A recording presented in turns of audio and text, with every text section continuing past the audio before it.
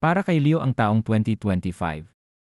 Hindi mo man napapansin ngunit sumusunod sa iyo ang spotlight kahit ito ay iyong tanggihan. Welcome back to another episode. My name is JM at narito ako para tulungan ka na palawakin ang kamalayan ng iyong sarili at umayon ang mga kagustuhan mo sa buhay. At kung gusto maging updated sa mga latest trends ng aking mga videos, click subscribe and push the notification bell.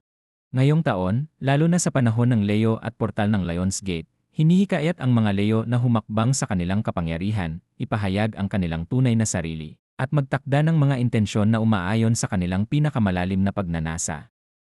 Narito ang mas detalyadong pagtingin sa kung paano maaaring ma-align ng mga Leo sa universe ngayong taon. Una, angkinin ang iyong kapangyarihan at pagpapakatotoo. Yes mga ka-Abil Minds. Ang New Moon para sa mga Leo ay isang mabisang panahon para i-reset ang pagpapahayag ng sarili, katapangan, at pagnanasa. Ito ay isang tawag upang iwaksi ang anumang pagdududa sa sarili o pag-aalinlangan at yakapin ang kanilang tunay na pagkatao. Base sa Law of Attraction sa taong ito, dapat tumuon ang Leo sa pagpapahayag ng kanilang mga regalo at talento ng walang pag-aalinlangan na nagbibigay inspirasyon sa iba sa proseso at pag-asenso. Pangalawa, harness the energy of Leo season.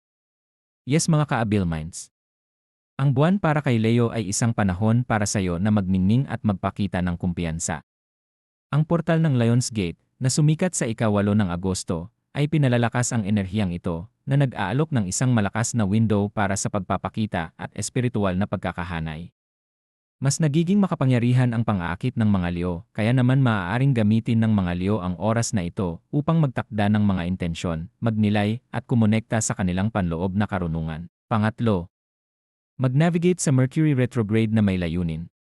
Yes mga ka-Abil Minds, ang pagbabalik ng Mercury sa Leo ay maaaring maglabas ng mga lumang tema at katotohanan na may kaugnayan sa komunikasyon at pagpapahayag ng sarili.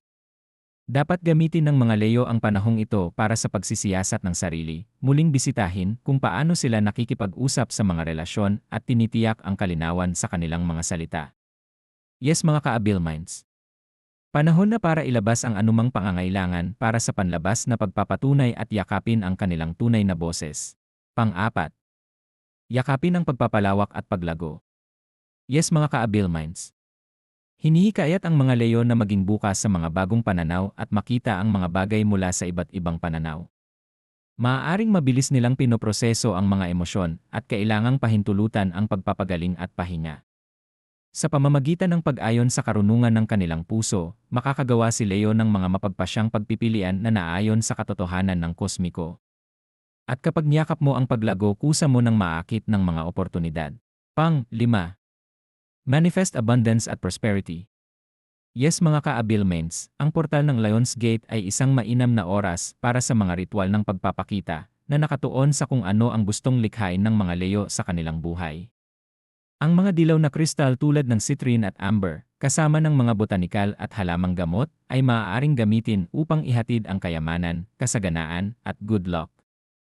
Ang mga Leo ay dapat maniwala sa kanilang mga pagpapakita at payagan silang magbukas ng natural. Ang taong ito ay magbibigay sa Leo ng isang natatanging pagkakataon upang ihanay sa universe sa pamamagitan ng pagpapahayag ng kanilang tunay na sarili at pagpapakita ng kanilang mga pangarap ng may kalinawan at tapang. I hope you guys enjoyed this episode. See you again next time.